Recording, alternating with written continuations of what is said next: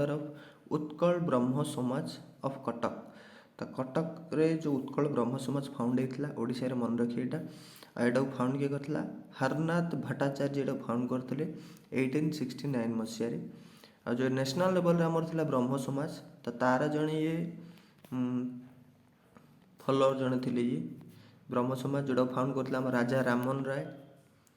राजा राममोहन राय जो फाउंड करते national level रे 1828 मसीह तारे जन मेनली फाउंडर थे। आपर ये ओडिशा ये उत्कल ब्रह्म समाज गठन कले 1869। ये कार फाउंडर थे मन रखिए जो ब्रह्म समाज था तार केशव चंद्र सेन जड़े थे फाउंड तार मेम्बर भाव। तो तांकर ये फाउंडर थे हरनाथ भट्टाचार्य और ही ये फाउंड कले Utkal. Which become the first Indian city to use rope way service for people। तो रोप वे सर्विस देखिपारे रोप द्वारा मैंने ट्राभेल करिए गोटे जगह आउट जगह। तो एम प्रकार माने रोपिंग सर्विस देव पीपुल पब्लिक मानक। तो यहाँ फास्ट सिटी कि वाराणसी यूपी वाराणसी ए प्रकार रोप वे पब्लिक सर्विस आरंभ हम। यहाँ इंडिया फास्ट सिटी एपरी कर टोटाल 424 कोटी टंका खर्च हम जोटा कि टोटाल 4.2 किमी पर्यंत ए प्रकार सर्विस दिया मात्र यहाँ। तो पायलट बेसिस आरंभ करा आउ जो 4.2 किमी मात्र 15 मिनट रे पहुँची जाए रोपवे सर्विस द्वारा। आम मझे 4टा स्टेशन रही लोक मैंने जो बसिए चढ़ापी 4टा स्टेशन रखा हम। तो हम गोटे वाराणसी हम आ पूरा वर्ल्ड वाइड जो देखिए यहाँ हूँ 3rd सिटी वर्ल्ड पूरा बोलिविया जो कंट्री गोटे अच्छी आ मेक्सिको सिटी ए दुटार ही ए प्रकार रोपवे सर्विस अच्छी आपर इंडिया होगा 3rd वाराणसी प्रकार सर्विस आरंभ कर। इंदौर में जानते हैं recently water plus city tag दिखाई मैंने पूरा क्लीन वाटर सब तो क्लीन एल जाने आम इंदौर रे। तो वाटर प्लस सिटी दिखाई इंदौर को। पूरी फास्ट सिटी इंडिया जी कि 100% टैप वाटर कनेक्शन हो सॉरी 100% मैं टैप वाटर कनेक्शन पूरा 24 आवर जिनता को मिल पारे सब पानी माने सबुठारु टैप वाटर क्लीन वाटर मिल पारे। Which state developed India's first smartphone based e-voting solution। तो अब कोविड-19 जो भोटिंग करिया जो असुविधा हम बोली एबे कौन कर रिसेंटली तेलंगाना जो सरकार जो तेलंगाना जो स्टेट इलेक्शन कमिशन अच्छी से गोटे ई भोटिंग सल्यूशन आरंभ कर कौन हम जी सब भोट हम लोक मैंने मोबाइल रे देपारे भोट। आईपाई सी गोटे तेलंगाना स्टेट इलेक्शन कमिशन तार स्टेट रो जो जोटा कि एमर्जिंग आईटी डिपार्टमेंट अच्छी ता सहित आउ गोटे अच्छी कौन ना centre for development of advancing computing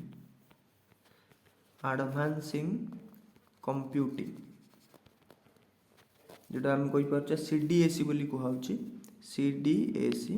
तो से स्टेट रो आईटी जोटा कि एमर्जिंग आईटी गोटे अच्छी डिपार्टमेंट आउ सीडीएसी सहित मिसिकी तेलंगाना जो स्टेट इलेक्शन कमिशन गोटे आप डेभलप करटा कि समस्ते जो मैंने भी यूजर अच्छा स्मार्टफोन यूजर से आप को इंस्टॉल करिए। आ गोटे डेमो ये गोटे चलिए डेमो भोटिंग प्रथम कराब यहाँ हो ना सक्सेसफुली। 8 ରୁ 18 तारीख पर्यंत अक्टोबर यहाँ से आप रेजिस्ट्रेशन करने 10 दिन दिहब। तापर अक्टोबर 20 रे गोटे डमी इलेक्शन गोटे कराब कौटे खामम डिस्ट्रिक्ट रे तेलंगानार खामम डिस्ट्रिक्ट डमी इलेक्शन कराब अक्टोबर 20 रे। तो मन रखिए भोटिंग सल्यूशन आरंभ होती तेलंगाना रे। आम तेलंगाना से आउट मत मन रखी थी ये रिसेंटली जो माने ड्रोन रे medicine service fly in the sky का गोटे प्रोग्राम फ्लाई इन स्काई कई प्रोग्राम लॉन्च करता जद्वारा कि ड्रोन रे सब मेडिकल मान को सर्विस दिहब। Which minister inaugurated my parking साप। तो माई पार्किंग साप ये इनॉग्रेट करछंती अनुराग सिंह ठाकुर आमर इनफॉरमेशन ब्रॉडकास्टिंग मिनिस्टर ता सहित स्पोर्ट्स एंड यूथ मिनिस्टर अच्छा। तो माई पार्किंग मुख्यतः जो मेनली अर्बान एरिया हो बड़ बड़ जोड़ी की जगह जगह जाऊँ गाड़ी जगह गला आड़क पार्किंग रे बहुत असुविधा होची जहाँफल बहुत टाइम लगुच टाइम खर्च भी होची ता सहित फुएल अधिक नष्ट होची। तो से गोटे पार्किंग आप लॉन्च है। तो आप जरिए आप पूर्वर ही मैंने घर ही जो भी बाहर जोड़ी जगह जार अच्छे से पार्किंग स्लॉट आप बुकिंग कर देते तो से स्लॉटा आपन जहाँफल टाइम भी बचिए आ फुएल बचिए। तो यहाँ लंच किए करते अनुराग सिंह ठाकुर। आ वीरेंद्र कुमार होती आम social empowerment minister. Ashwini Vaishnaw होती रेलवे मिनिस्टर आमर। ता सहित इनफॉरमेशन टेक्नोलॉजी मिनिस्टर अच्छा कम्युनिकेशन मिनिस्टर अच्छा। भूपेन्द्र पटेल किए ये होती नुआर होती गुजरातर सीएम। गुजरातर CM who has been elected as the chairman of Indian banks association. तो IBA इंडियन बैंक्स एसोसिएशन ये काम आर काम हो जी भी सब इंडिया रे बैंक अच्छी तार मैनेजमेंट करिए ये। तो आर भी रिसेंटली चेयरमैन भाव क्या अपॉइंट कराई।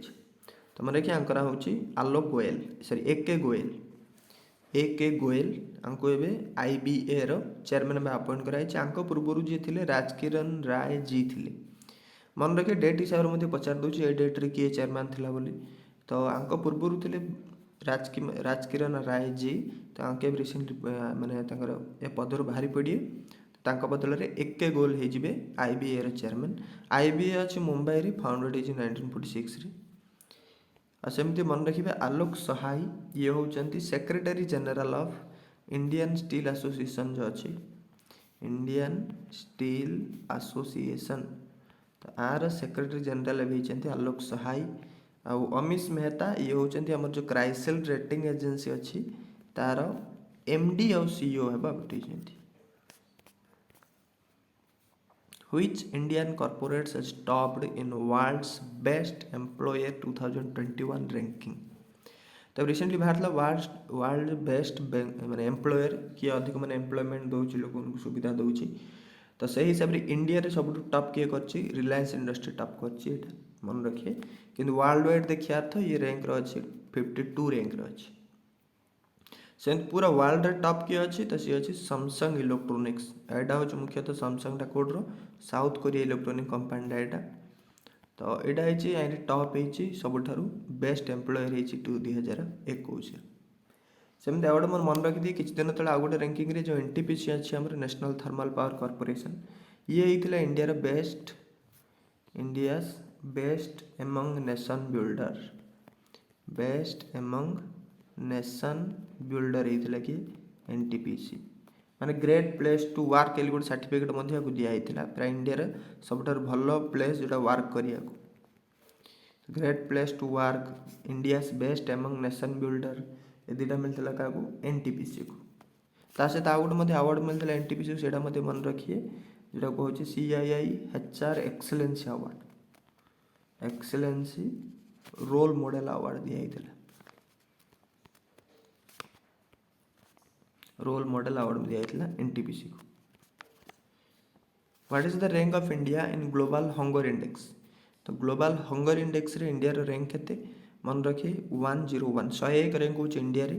टोटाल 116 कंट्री को लेकिन कढ़ाई 101 बहुत ही खराब इंडेक्स अच्छी इंडिया रैंक अच्छी। कारण इंडिया रे जति भी सब माने तार साइड रे जो माने भी अच्छा देश माने जिनके नेपाल बांग्लादेश तो एम दिजन जाक 76 रैंक अच्छा। इंडिया बहुत भल रैंक अच्छा। आउ म्यांमार जो कंट्री अच्छी सी अच्छी के रैंक रे 71 रैंक अच्छी। पाकिस्तान भल रैंक अच्छी 92 रैंक अच्छी। तो इंडिया बहुत खराब रैंक अच्छी 101 रैंक अच्छी 116 कंट्री रू।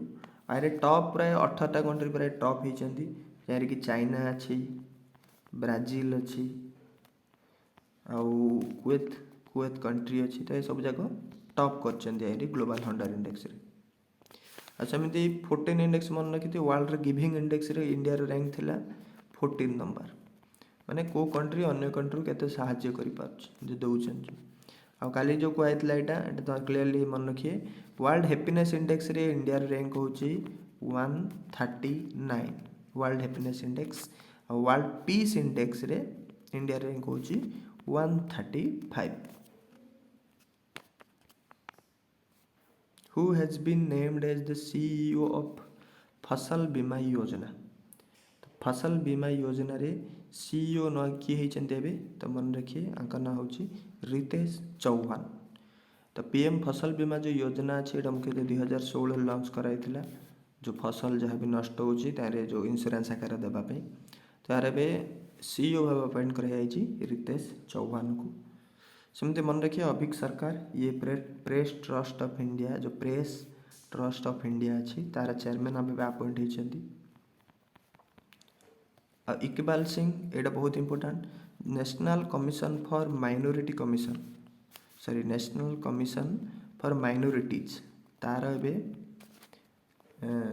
चेयरमैन भाव अपॉइंट होती national commission for minorities row.